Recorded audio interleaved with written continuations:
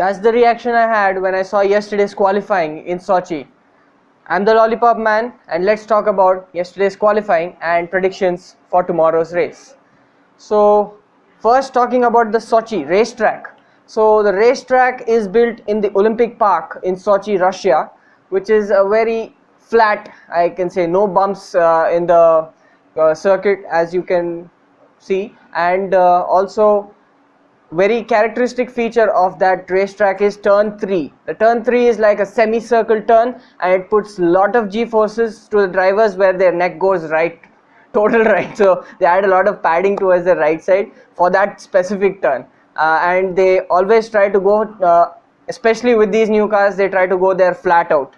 Also, another interesting feature is that sectors 1 and 2 do not take up a lot of tire wear. So you need to save your tires for the last sector. That is the most tire consuming sector of this racetrack.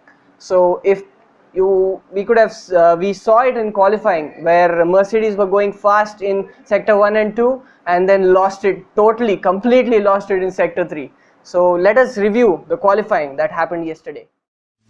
Just me and my guitar.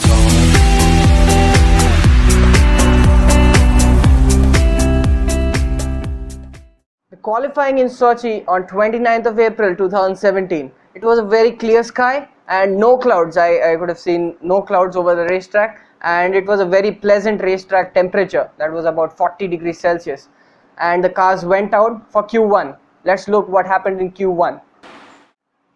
During Q1, it was the local hero Daniel Kvyat in the Toro Rosso who came out on the track first. And then during the first runs, we could have seen the Ferraris going on the harder compound tire. That was the super softs compared to all of the grid, compared to the whole grid actually. They were on the super ultra soft tires. And still, Ferrari were 3rd and 4th and just 0.4 seconds slower than the Mercedes. That was fastest, Valtteri Bottas. Also, we could have seen Hamilton on his first run. He lost lot of time on turn 8. I think he had a lot of oversteer, so he had to abandon his first run. Also were the cars that were eliminated. Let's talk about them. Jolyon Palmer at the end of Q1, he had a spin, taking a lot of curbing I think on turn 4 and just going smack bang into the barriers, losing time and of course losing his Q2 spot. So he goes into P16. P17 was Stoffel Vandoorne. Unfortunately, with his McLaren, he could not go any faster. Then came Pascal Wehrlein in P18. He too lost the back end at turn 13, and that's a very commonplace mistake that is being done by most of the drivers this weekend. Also, it was P19 Sauber, the other Sauber of Marcus Ericsson.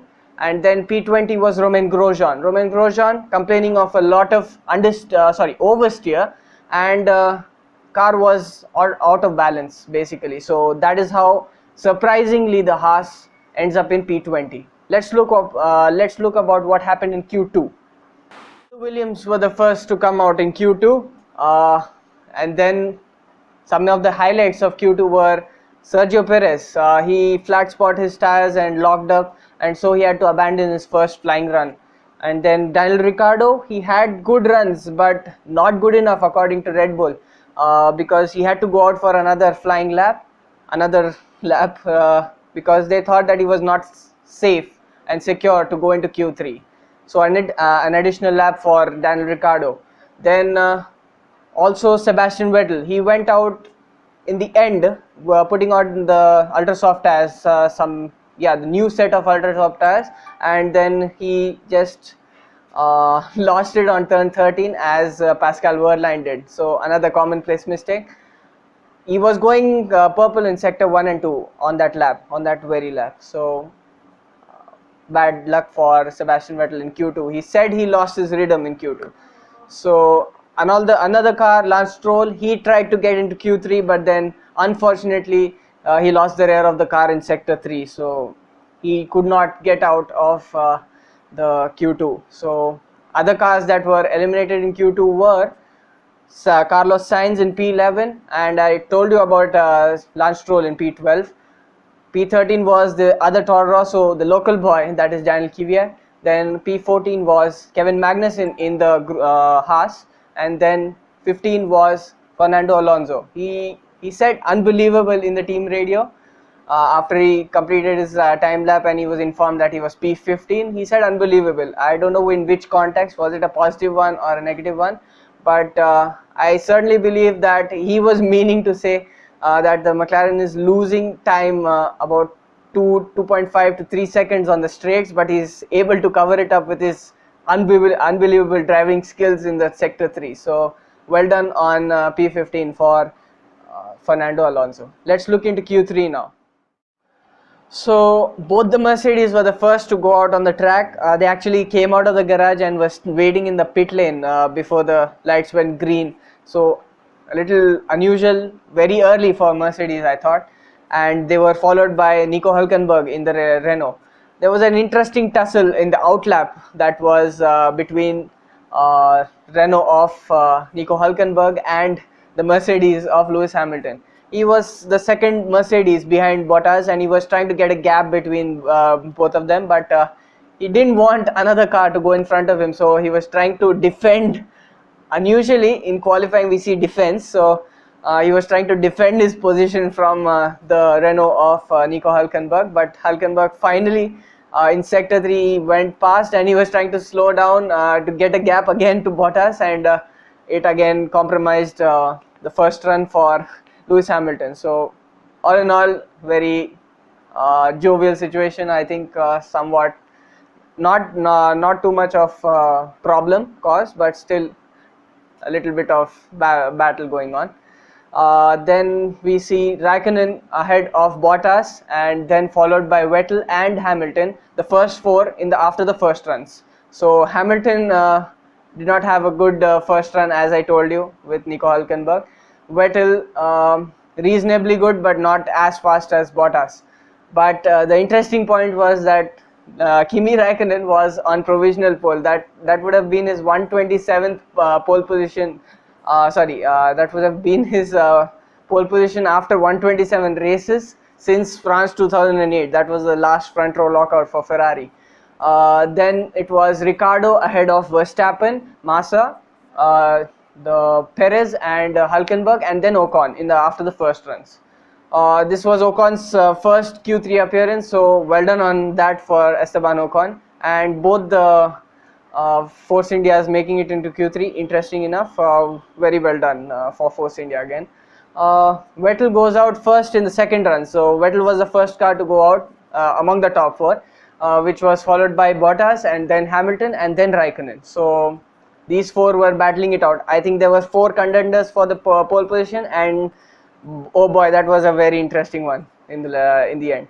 So Raikkonen doesn't improve. He went on to a fast lap immediately. He didn't improve. He lost a lot of time on the last turn, that is. So took a lot of curbing, lost about a tenth, and couldn't improve.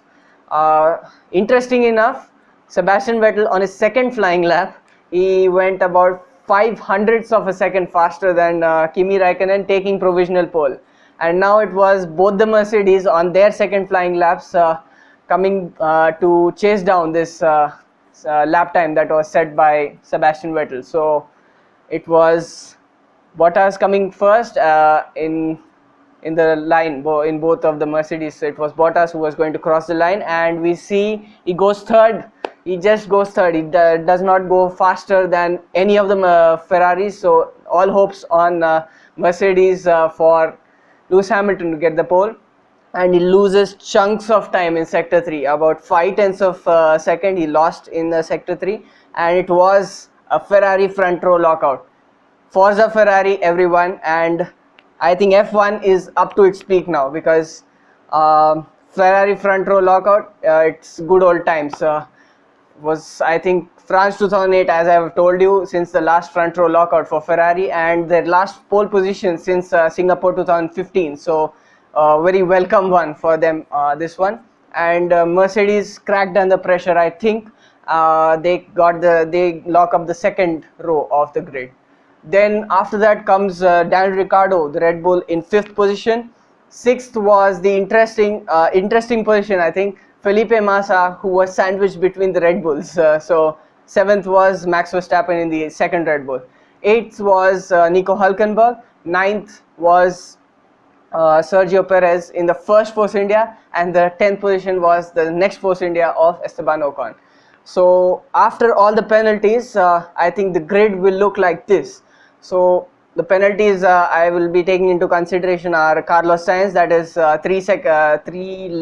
3 place penalty. Yeah, 3 place grid drop for him because of the accident that he caused in Bahrain with I think that was Lance Stroll on turn 1. Yeah. Also, another penalty is Stoffel Van Dorn. He's exceeded his turbochargers limit, so he's going to lose positions and he's going to start last. So it's going to be a very interesting race. So let's look at the race predictions now.